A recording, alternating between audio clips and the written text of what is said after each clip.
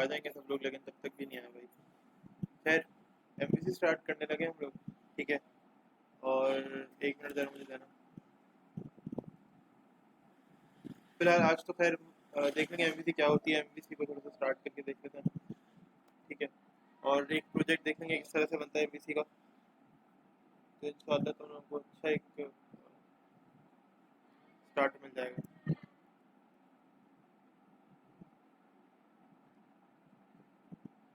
ठीक है। अच्छा, मुझे बस ये बता दो कि तुम लोगों के पास व्यू आ रहा है या नहीं आ रहा, स्लाइड्स जो मैंने एमवीसी की ओपन की स्लाइड, उसका व्यू आ रहा है नहीं आ रहा।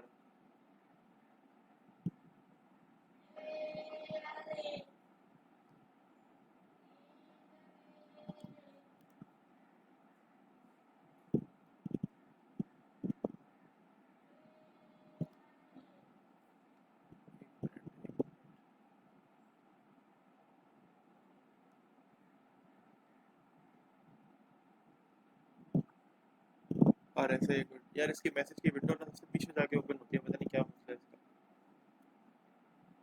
अच्छा, जिन्होंने नहीं ज्वाइन किया भाई ज्वाइन कर लें जल्दी से, उनको कह दो, ठीक है। बिकॉज मैं बीच में अटेंडेंस लूंगा और अटेंडेंस शीट अभी मेरे पास नहीं है, तो जूम के अटेंडेंस पर ही फिलहाल मैं अपना जो है ना वो ये समझ लो कि मैं बाद में पोर्टल पे अटेंडेंस लगाता हूँ। अब जो जूम के अटेंडेंस के अंदर आ जाएगा मेरे पास, वो फिर पोर्टल के अटेंडेंस में मैं उसका नाम जो है ना वो मेंशन कर दूंगा, लेकिन उसके अलावा मुमकिन नहीं हो पाएगा, क्योंकि इंसान के जहन से निकल जाता है। तो जो पोर्टल पे यहाँ पर मेरे पास जूम पे शो हो रहा होगा जूम के पार्टिसिपेंट्स की लिस्ट में, उसका स्नैपशॉट मैं भी लेके रख लूँगा, बाद में पोर्टल पे उसकी अटेंडेंस लगा दूँगा, और फिर जो अटेंडेंस शीट होती है एक्सेल पे उस पर मैं लगा दूँगा। अच्छा,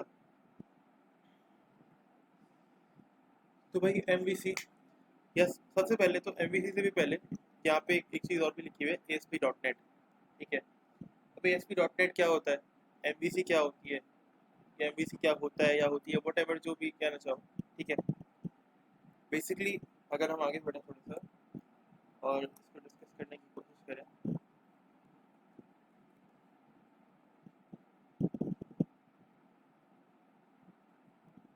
हाँ, तो बेसिकली एमवीसी क्या होती है, एमवीसी है मॉडल, व्यू और कंट्रोलर, यानी एम वी और सी। यहाँ पर आप देखो फुल फॉर्म के साथ लिखा हुआ है एम वी और सी, ठीक है। अब फॉर एग्जांपल एक मिसाल देते हैं एमवीसी क्या कर रहा होता है क्या नहीं करता। अगर हम एक मिसाल लें, देखो एक रेस्टोरेंट है, वहाँ पर एक यूज़र आया, ठीक है। अब ये जो यूज़र आया ना, इसने क्या किया, ये एग्जांपल बहुत ज़्यादा दी जाती है, यानी मैंने भी पढ़ी थी ना, मैंने इस एग्जांपल के साथ पढ़ा था, मुझे बहुत आसानी से समझ में आ गया था। मे भी मैं उम्मीद कर रहा हूँ तुम लोगों को भी शायद बहुत आसानी से समझ में आ जाए। मैंने बहुत जगहों पे एग्जांपल सप्लाई करते हुए देखा है, मैंने बहुत सारे इंस्ट्रक्टर्स को, मैं दूसरे सेंटर्स के अंदर गया हूँ एफटेक के, यह तो लगता है कि ये एग्जांपल बहुत आसान है, इससे समझाने में बहुत आसानी होती है। तो मैं एक दो मरतबा अगर किसी और सेंटर गया हूँ ना एफटेक के, तो मैंने देखा हमारे टीचर्स, अगर मैंने कभी मुलाकात हुई है या मैं देख रहा हूँ वो पढ़ा रहे हैं एमवीसी का स्टार्ट कभी कर रहे हैं, तो एक दो मरतबा मेरा नोटिस करना ये हुआ कि लोग इस तरह की एग्जांपल्स देते हैं, ठीक है। एक यूज़र आया, ठीक है, एक रेस्टोरेंट की एग्जांपल है ये, एक यूज़र आता है और वो ऑर्डर करता है होटल जाकर, ये होटल क्या है, ये हमारी एप्लीकेशन, वो होटल जाता है और ठीक है, होटल जाकर कुछ ऑर्डर करता है, उसे कुछ खाना है, लेट से उसे कुछ फास्ट फूड खाना है, वट एवर जो भी उसे खाना खाना है, उसने ऑर्डर किया यहाँ पर किसको, उसने ऑर्डर किया मेरे शेफ को या होटल को, जो भी घर से कर रहा है। अभी अगर लॉकडाउन मिसाल है, अगर कोई कुछ भी बात करे, लॉकडाउन चल रहा है आप होटल कैसे जा सकते हैं, तो आप कहते हो भाई ठीक है लॉकडाउन चल रहा है ना, ऐसे हमने होटल को ऑर्डर किया कि सर हमें ये जो आपकी डिश है ना ये हमें चाहिए, हमें लंच के हमें चाहिए या डिनर में, वट एवर जो भी आप चाहो, हमें ये चाहिए डिश, ठीक है। अब आपने डिश ऑर्डर कर दी, आपकी रिक्वेस्ट कहाँ गई, होटल के पास या तो वेटर के पास, डायरेक्टली आप शेफ तक नहीं जा सकते। फिर एक्सक्यूज मी यार,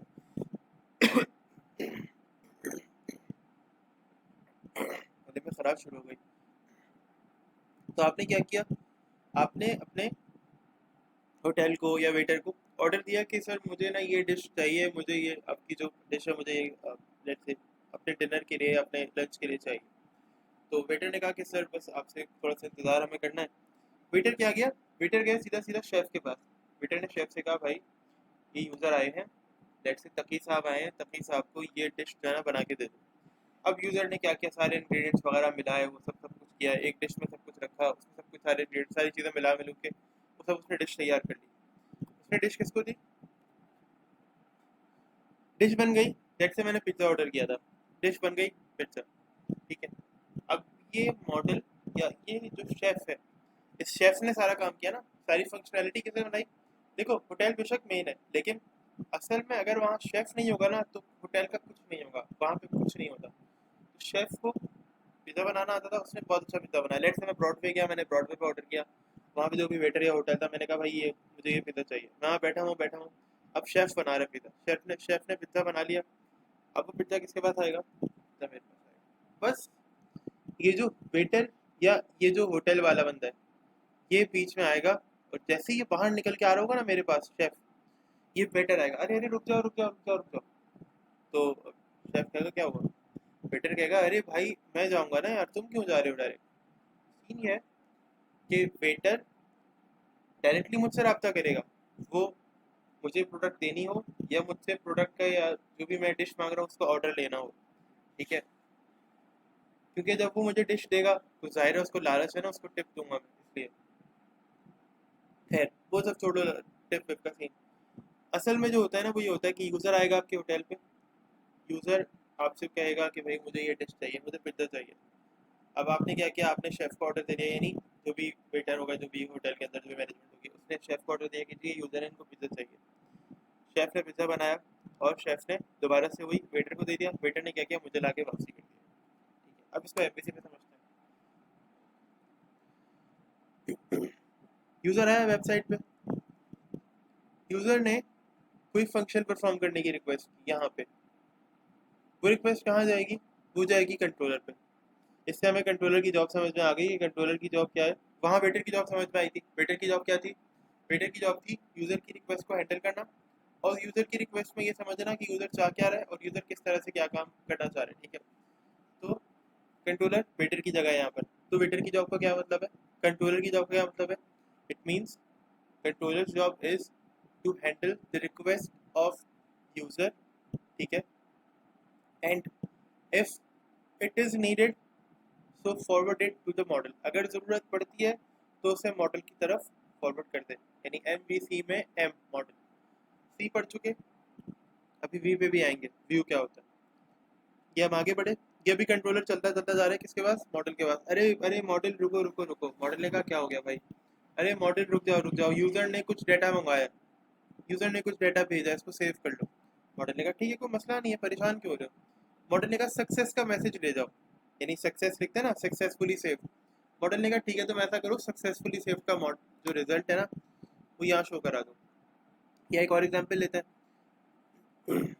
अभी सिनेरियो हो गया डिफरेंट। यूज़र आया, यूज़र ने कहा कंट्रोलर से भाई कंट्रोलर मुझे वो डेटा चाहिए जो मैंने कल तुम्हारी वेबसाइट पे सेव किया था, यानी अब उसकी अपनी ही वेबसाइट है, लेकिन कंट्रोलर से ऐसे बात कर रहा है, भाई कंट्रोलर मुझे वो डेटा चाहिए जो मैंने कल वेबसाइट पे सेव किया था, मुझे ला के दो। कंट्रोलर ने कहा भाई ला रहा हूँ, मतलब चिल्लाओ मत। तो कंट्रोलर बेचारा मासूम सा गया मॉडल के पास। कंट्रोलर ने मॉडल से कहा भाई वो सर आए हैं भाई, हमारे जो भाई हैं आए हैं, वो कह रहे हैं कि अब मेरा जो डाटा है वो मुझे ला दो। मॉडल ने कहा तो मसला ही नहीं है, तुम सिर्फ थोड़ा सा कोड लिखो जिससे डाटा तुम्हारे पास से मेरे पास से तुम्हारे पास आ जाए। कंट्रोलर ने कहा ठीक है मैं लिख दूंगा। मॉडल ने कहा ठीक है ऐसा करो, ये कोड लो और ये अपने ज़रिए किस तक पहुंचा दो? व्यू तक पहुंचा दो, और व्यू ऑटोमेटिकली यूज़र देख लेगा, क्योंकि यूज़र तो व्यू पर ही आता है ना, वेबसाइट का यूज़र इंटरफेस है। तो मॉडल ने कहा कि भाई ऐसा करो कंट्रोलर, तुम थोड़ा सा कोड लिखो और उस पूरे कोड का जो डाटा है ना एक व्यू बनाकर उस पर रिटर्न करा दो। तो क्या होगा? ऑटोमेटिकली जो डाटा है ना वो व्यू की सूरत में यूज़र के पास दोबारा वापसी चला जाएगा और यूज़र खुश हो जाएगा। सही है। तो एमवीसी का काम क्या होता है? MVC basically is a design pattern. अब समझो, एमवीसी बेसिकली एक डिज़ाइन पैटर्न है। अच्छा इसमें से जो समझ में ना आए ना वो मुझे बताओ, पढ़ लो अच्छी तरह तुम लोग ये।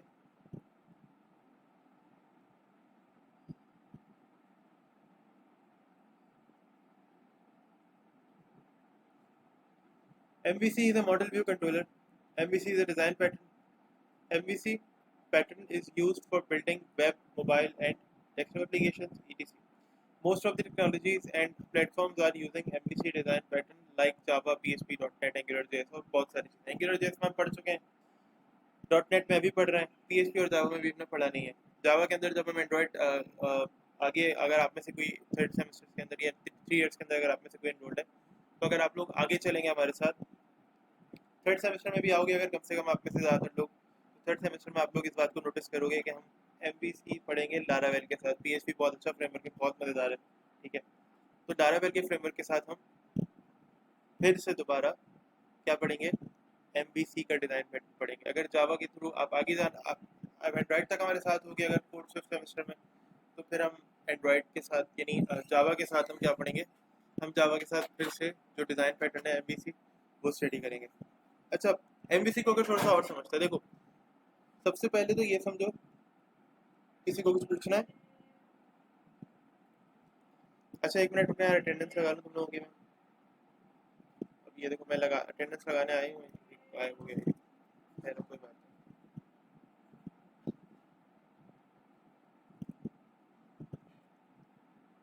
जी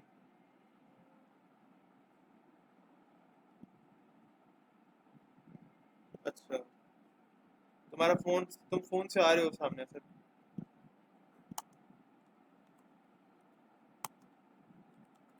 कोई बात नहीं, फोन से आ रहे हो, फोन से आ रहे हो, फिक्र नहीं करो। अच्छा, अगर बेसिकली देखा जाए ना, और अच्छा असद समझ में आ रहा है तुम्हें और बाकियों को?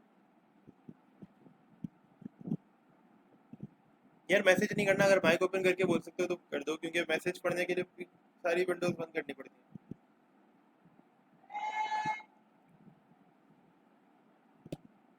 खैर आसान से समझते हैं। सीन ये है कि MVC ना बेसिकली एक डिज़ाइन पैटर्न है।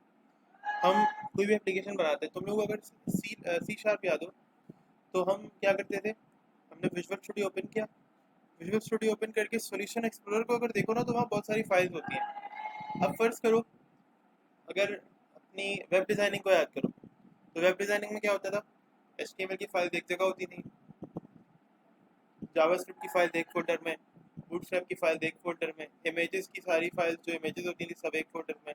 अगर तुम्हें आइकन्स और इमेजेस अलग अलग रखनी है, तो फिर क्या करते थे, आइकन्स और इमेजेस के अलग अलग फोल्डर्स बनाते थे। वीडियोस अगर लगानी है वेबसाइट पे, तो वीडियो के टैग के थ्रू हम लगाते थे वीडियोस अलग फोल्डर में, सब कुछ अलग अलग फोल्डर्स के अंदर रखते थे। लेकिन एक बात बताओ, क्या यहाँ पे वो सब कुछ करना मुमकिन होगा? विजुअल स्टूडियो में तुम लोगों ने सोचा है कि क्या ये सब कुछ करना मुमकिन होगा?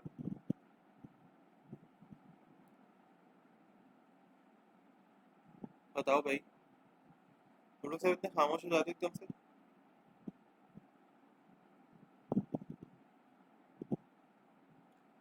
हाँ सर, मैं, तुम बताओ।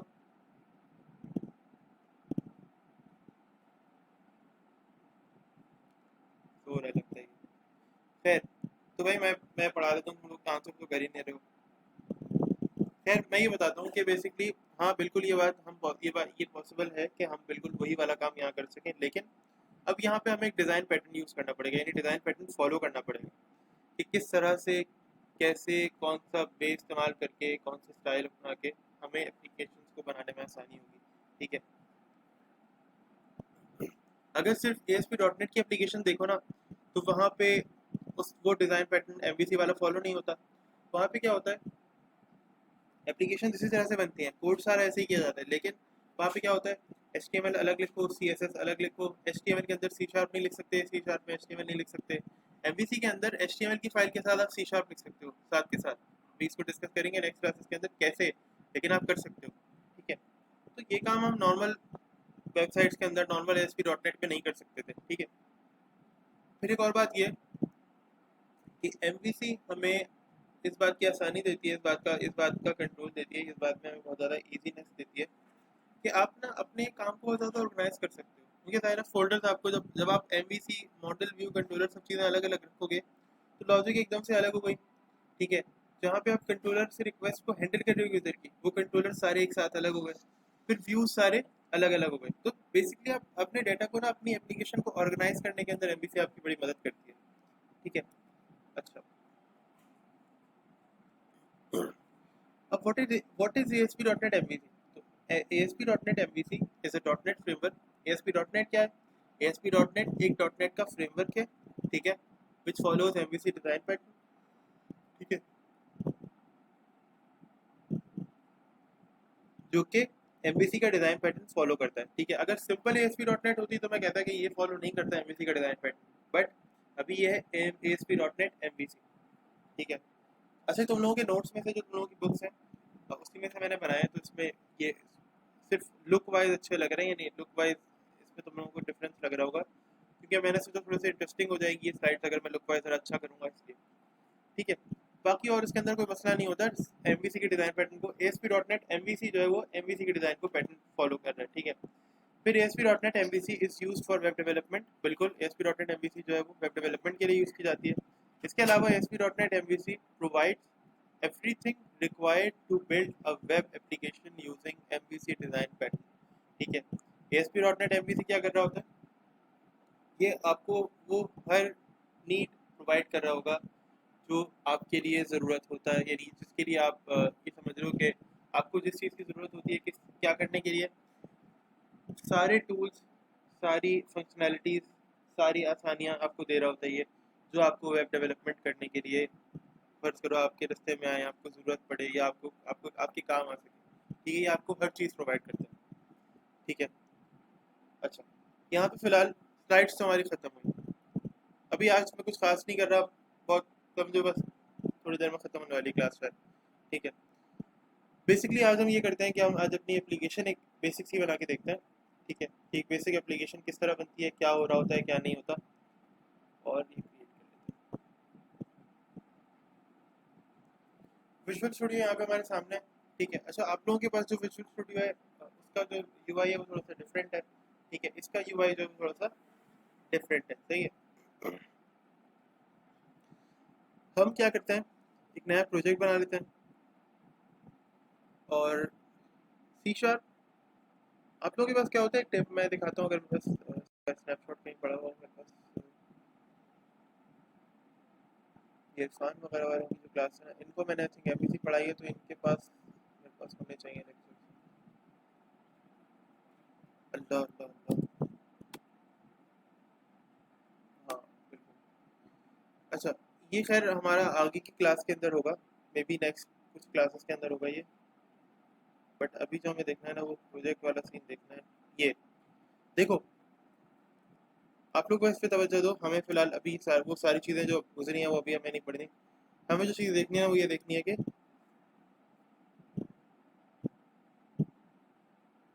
आप लोगों के पास जो प्रोजेक्ट क्रिएट होगा ना वो इस तरह से क्रिएट होगा। देखो, आपने क्या सेलेक्ट करना है, विजुअल सी शार्प के अंदर आपने वेब पे क्लिक करना है, विजुअल सी शार्प जो लिस्ट आती है ना उसमें से आप पे वेब पे क्लिक करोगे। ये स्नैपशॉट मैंने अपने एक दोस्त से जो है ना वो अपने पास बुलवाया था, क्योंकि मैं 2019 यूज़ कर रहा हूँ, वो 2017 का वर्जन यूज़ कर रहा है अभी भी, ठीक है, क्योंकि उसका एक प्रोजेक्ट था जो कि उसने 2017 में बनाया था, और वो रिसोर्सेज पे कुछ प्रॉब्लम आ रही थी, तो उसने वर्जन अपडेट नहीं किया था, वरना हम लोगों ने साथ ही सिस्टम अपने अपडेट किए थे लैपटॉप और पीसी वगैरह, ठीक है। तो अभी उसने नहीं किया, तो उससे मैंने कहा था कि यार ये मुझे ना बना के और उसका स्नैपशॉट दे दो, क्योंकि मेरे पास तो नया वर्जन है, ठीक है। तो ये मुझे उसने दिया था। अब देखो सीन क्या है, विजुअल सी शार्प के अंदर Windows universal, Windows classic desktop, इसके नीचे वेब लिखा हुआ है, ठीक है। वेब पे क्लिक करोगे ना तो फिर ये तीन कैटेगरीज खुल जाएंगी, यानी ये तीन एप्लीकेशन की टाइप्स आ जाएंगी, ASP.NET web application .NET framework के साथ, ASP.NET core web application .NET core के साथ, ये .NET कोर अच्छा एडवांस टॉपिक है। फिर ASP.NET core web application .NET framework के साथ, हमें इसमें से सेलेक्ट करना होगा ASP.NET वेब एप्लीकेशन .NEट फ्रेमवर्क वाला, ठीक है। जाहिर है मैं ये सब कुछ नहीं कर सकता, बिकॉज मैं तो जो वर्जन यूज़ कर रहा हूँ वो वर्जन कौन सा है, वो वर्जन है 2019, तो 2019 के अंदर थोड़ा सा इसका यूआई जो है वो अपडेटेड है, सही है। अब हमें करना क्या है, सी शार्प वही, विजुअल सी शार्प की जगह यहाँ पे सी शार्प, विंडोज़ बिल्कुल विंडोज़ है, क्योंकि मैंने इसके अंदर मल्टीपल प्लेटफॉर्म्स के साथ का काम किया हुआ है, एंड्रॉयड iOS वो सब कुछ काम हो सकता है इसके अंदर, मैंने अच्छी तरह से इंस्टॉल किया हुआ है इसको। फिर उसके अंदर से मैंने क्या सेलेक्ट किया, बिल्कुल जैसे वहाँ पे किया था यहाँ पे भी वेब सेलेक्ट किया, तो वेब के अंदर ना इसके सारे जो वेबसाइट यानी वेब डेवलपमेंट के जितने प्लेटफॉर्म है वो सब आ गए, जैसे ये देखो ये आ गया, ब्लेजर ऐप आ गई, ठीक है, फिर वही सारे सारे जितने भी जिस टाइप की एप्लीकेशन मैं बना सकता हूँ यहाँ पे वो सब आ गए, मैंने क्या सेलेक्ट करना है, ASP.NET वेब एप्लीकेशन .NET के फ्रेमवर्क वाली, ठीक है। ये एप्लीकेशन हो गई, इसको नेक्स्ट कर दो, ठीक है। मेरे पास तो इस तरह ही होगा, आप लोगों के पास डिफरेंट स्टाइल में होगा। आप लोगों के पास होगा क्या, आप लोगों के पास ये पूरा यहीं पे आप नाम दे देंगे, ठीक है, और ये क्रिएट हो जाएगी एप्लीकेशन। इसके बाद नेक्स्ट करता हूँ मैं। अब आप लोगों के पास कैसी होगी एप्लीकेशन, देख लो जरा। आप लोगों के पास ये डायलॉग बॉक्स इस तरह से ओपन होगा, जब आप नेक्स्ट कर दोगे ना, तो ये डायलॉग बॉक्स आप लोगों के पास इस तरह से अवेलेबल होगा। अब देखो, अगर आप MVC सेलेक्ट करते हो ना, तो अभी मैं सेलेक्ट करके दिखाऊंगा अपने पास MVC के क्या होता है। एम्प्टी फोल्डर यहाँ पे हमने सेलेक्ट किया हुआ था क्योंकि हमें ज़रूरत थी यहाँ पर। यहाँ पे अगर मैं एम्प्टी फोल्डर सेलेक्ट करता हूँ, तो ये एम्प्टी एक फाइल ASP.NET की बन जाएगी। MVC इंक्लूडेड नहीं होगा, MVC डिज़ाइन पैटर्न इंक्लूडेड नहीं होगा। लेकिन अगर मैं यहाँ पे MVC पे चेक लगा देता हूँ, तो फिर क्या होगा, MVC डिज़ाइन पैटर्न इंक्लूडेड हो जाएगा मेरे प्रोजेक्ट के अंदर, ठीक है। फिलहाल मैं तुम लोगों को दिखाता हूँ कि MVC की बनी बनाई एप्लीकेशन। देखो, MVC की अगर मैं बनी बनाई बेसिक एप्लीकेशन भी दिखता हूँ ना, तो काफ़ी ज़्यादा उसमें काम हुआ होता है। ये मैं MVC पर आगे डायरेक्ट इसका देखो, यहाँ पहले से चेक लगा हुआ है और ये अनचेक नहीं हो सकता। ये देखो, अनचेक नहीं हो सकता।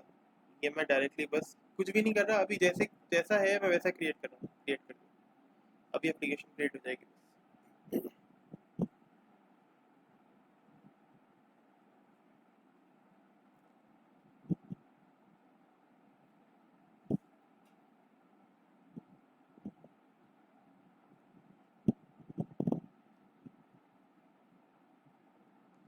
बेसिक MVC की एप्लीकेशन इस वक्त बन के क्रिएट हो गई। अच्छा, यहाँ पे तुम लोग देख रहे होगे एक चीज़ का डिफरेंस कि सर आपने जो यहाँ पे स्नैपशॉट दिखाया है हमें, वो तो बिल्कुल खाली था, आपने फिर इसमें अंदर ऐड किया। तो ये देखो, मेरे पास मैंने थीम जो है ना विजुअल स्टूडियो की, वो बिल्कुल लाइट वाली चूज़ की है, ठीक है।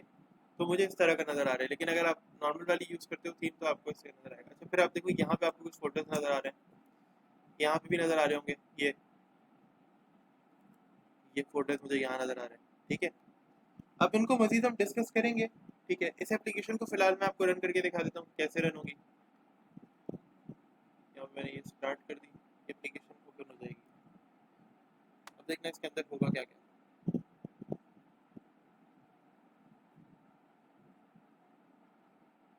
अच्छा, ये एप्लीकेशन ज़ाहिर है वेब एप्लीकेशन होगी। अब हम लोग वेबसाइट की एप्लीकेशन डेवलपमेंट की तरफ जा रहे हैं, ठीक है।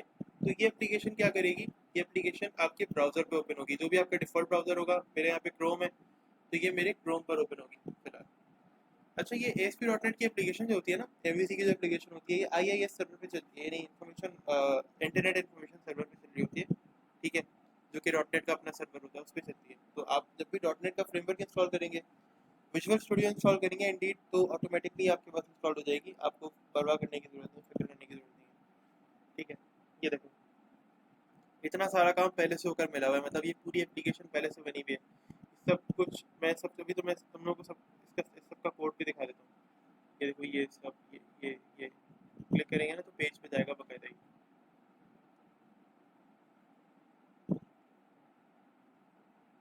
मतलब ये सारे पेजेस के ऊपर बकायदा ये हम रीडायरेक्ट कर सकते हैं अपनी एप्लीकेशन के हिस्से को, ठीक है। और ये आपका बेसिकली मेन जो है ना टैग यहाँ पर अवेलेबल है। अब ये सारी चीज़ें आपको यहाँ मिल रही हैं, इस पर क्लिक करोगे तो ये बटन काम कर रहे हैं बकायदा। मैं ओपन इन न्यू टैब करता हूँ, ये आपको माइक्रोसॉफ्ट की वेबसाइट पे ले जाएंगे, जो विजुअल ASP.NET की जो वेबसाइट है, ये आपको उस पर ले जाएंगे सिंपली, ठीक है। अच्छा, यहाँ पे आप लोग इसको ASP.NET को स्टडी भी करना चाहो, तो यहाँ पे इनकी डॉक्यूमेंटेशन वगैरह इनकी वेबसाइट पे अवेलेबल होती है, ठीक है। तो इसकी जैसे कहते हैं ना, एक ओवरव्यू लेना चाहो या थोड़ा सा देख पढ़ना चाहो इसको, तो आप पढ़ सकते हो, ठीक है जी। अच्छा, ये तो हमने कर लिया। ये वाले बटन देखते हैं क्या ये चल रहा है, या आई मीन तो भी ये बटन भी चल रहे हैं, ठीक है। इसका मतलब है सर एप्लीकेशन तो चल रही है। अब ये एप्लीकेशन, ये कोड कहाँ लिखा हुआ है जो आप हमें बता रहे हैं, तो भाई ये कंट्रोलर क्या लाता है, जो मैं बता रहा था रिक्वेस्ट को हैंडल करता है। इसको ओपन करते हैं। अब तुम लोग को ये कोड देखना है ना, देखो मेरा मेन पेज जो था ना वो इंडेक्स का था। मैं इसके व्यू में जाता हूँ, अभी सब कुछ ये सब कुछ छोड़ दो, गो टू व्यू क्या है क्या नहीं है क्या है, ये देखो। अभी जो हमने HTML लिखी थी ना सारी, दोबारा से मैं इसको रन कर देता हूँ।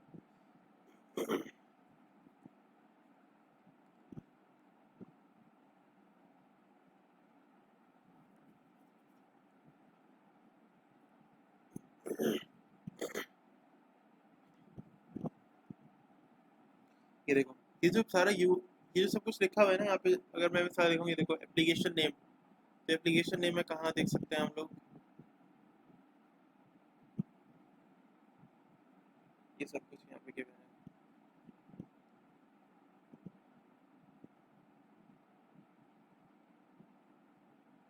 अच्छा अच्छा, home page यहाँ पे कहीं और से। ठीक है, ये सब। अच्छा, वो जो हेडर था, वो जो सबसे ऊपर लिखा हुआ था जिसमें दो एक लिस्ट बनी हुई थी, दो आइटम्स थे, होम और अबाउट अस वाला, वो कहीं और बना हुआ है, वो भी दिखाता हूँ। बाकी ये सब कंटेंट है, लेट से मैं चेंज करना चाह रहा हूँ, ASP.NET की जगह मैं करना चाह रहा हूँ PHP।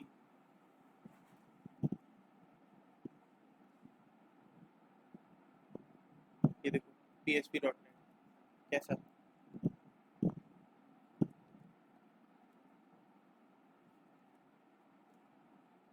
ASP.NEट दोबारा आ गया, सही है। लेट से हम ये देखना चाह रहे हैं कि मैं, चलो दोबारा इस प्रोजेक्ट को ओपन करता हूँ। अच्छा, ये थोड़ा सा टाइम लेती है एप्लीकेशन जो है ना, ये एग्जीक्यूट होने में, ये समझो कि रिजल्ट को प्रीव्यू करने में थोड़ा सा टाइम लेती है। ठीक है, तो परेशान मत होना कि सर हमारी एप्लीकेशन नहीं चल रही है, ये मसला आ रहा है, या लेट से आप लोग ये समझने लगो कि सर नहीं, हमारा विजुअल स्टूडियो ही सही नहीं चल रहा होगा, हमारा कंप्यूटर ही स्लो होगा। नहीं, ज़रूरी नहीं है। ठीक है, तो परेशान मत होना इसमें। शेयर्ड में जाओगे ना, यहाँ पे लेआउट है, ये देखो, ये व्यू बैग वगैरह, ये सब तो फिलहाल अभी छोड़ देना, ये समझ में आ जाएगा करके, बट अभी फिलहाल नहीं। ये देखो, सब गिवन है यहाँ पे,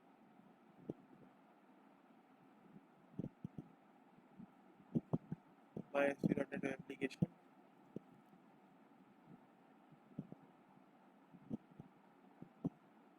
ये रहा, ये जो टैग है ना यहाँ पर, ये तुम यहाँ से चेंज कर सकते हो, ये लिखा हुआ टाइटल वगैरह। ठीक है। अच्छा, और कुछ सर, और कुछ इंटरेस्टिंग दिखाएं। तो सबसे पहले तो तुम ये देखो, ये जो एरर्स आ रहे होते हैं खुद से बने हुए। ठीक है, ये नहीं, जो डिफ़ॉल्ट एरर अगर कोई आ जाएगा तो वो कहाँ से आता है, कैसे आता है, सब कुछ गिवन है, सब कुछ गिवन है।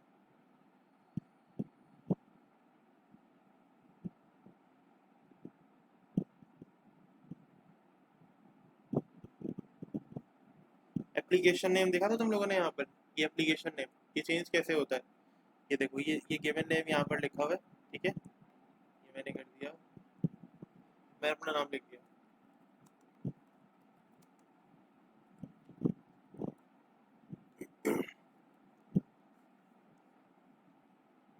ये देखो, ये तब मैं सब कुछ चेंज कर सकता हूँ यहाँ पे, ये जो जितनी भी चीज़ें गिवन है ना यहाँ पर, ये सब कुछ चेंज हो सकती हैं। ठीक है, ज़ाहिर है सिंपल कोड है, और ऐसा नहीं है रनिंग टाइम पे चेंज होगा और अगली मरतबा जब रन करूंगा या पेज रिफ्रेश करूंगा तो चेंज नहीं आएगा, ये चेंज होकर नहीं नजर आएगा मुझे, नहीं, ये बिल्कुल मेरे HTML CSS के साथ लिखा हुआ कोड है। ठीक है, अभी जो मैंने चेंज की थी वो मेरी C# थी, लेकिन कोड HTML में कन्वर्ट हो रहा था, वो मैं बताऊंगा किस तरह से होता है, बट वो मेरी C# थी, अगर समझा जाए। एक्शन हमने पढ़ा था एंकर के टैग। ठीक है, आसान अल्फाज के अंदर अगर बात करूँ ना मैं, हिंदी वर्ड्स के अंदर, तो वो बेसिकली मेरा एंकर का टैग था। ठीक है, अच्छा एक मिनट देना जरा।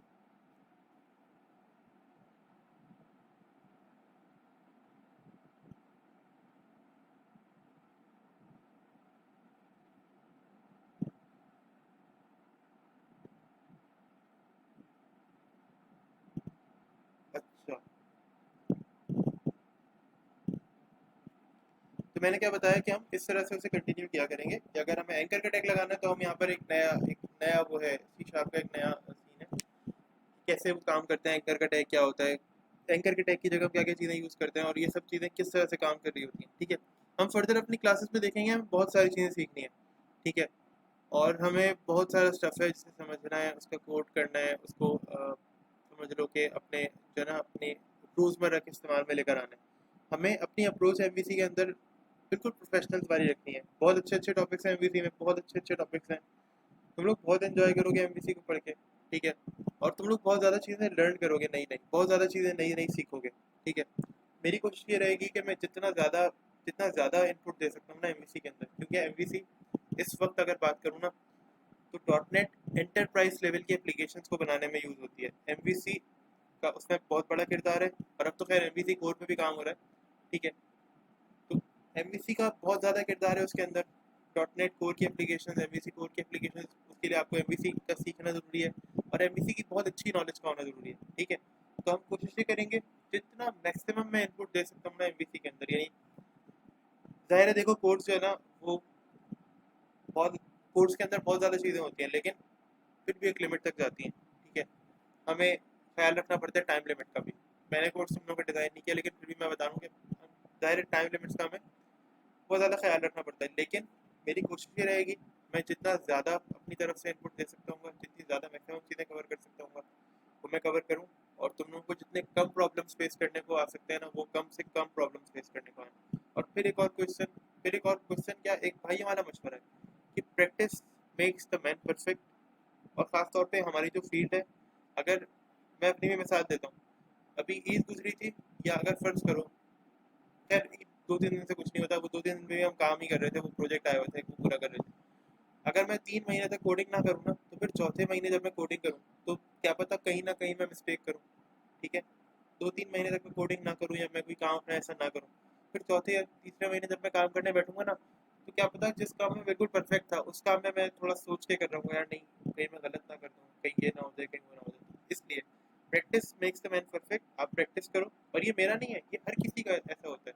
मैथमेटिक्स को देख लो आप, प्रोग्रामिंग इज लाइक मैथमेटिक्स। अगर सुबह से काम करा रहे हैं, आप सुबह यहाँ पढ़ रहे हो, तो शाम में लास्ट में इसकी प्रैक्टिस कर लो, वरना भूल जाओगे। जैसे मैथ्स में होता है कि टीचर ने तो पढ़ा दिया लेकिन हमने घर जाके प्रैक्टिस नहीं की, तो पेपर्स के अंदर हम ब्लैंक होते हैं। तो अगर आप प्रैक्टिस नहीं करोगे तो भाई एंड में बहुत प्रॉब्लम हो जाती है, ठीक है। तो प्लीज़ डू सम प्रैक्टिस, और ऐसे नहीं छोड़ो। प्रैक्टिस करोगे तो मज़ा भी आएगा काम करने में और सीखने का मज़ा भी आएगा, ठीक है भाई। फिलहाल हम अपनी क्लास को यहीं तक रखते हैं। मैं इस एप्लीकेशन को, और जो हमारी ये वाली स्लाइड्स हैं, फिलहाल इस एप्लीकेशन को नहीं, इन स्लाइड्स को मैं क्लासरूम पर आप लोगों के लिए अपलोड कर देता हूँ, ठीक है। आई थिंक ये आप लोगों का क्लासरूम है, बिल्कुल आप लोगों का क्लासरूम है। तो वीडियो रिकॉर्डिंग स्टॉप कर दें।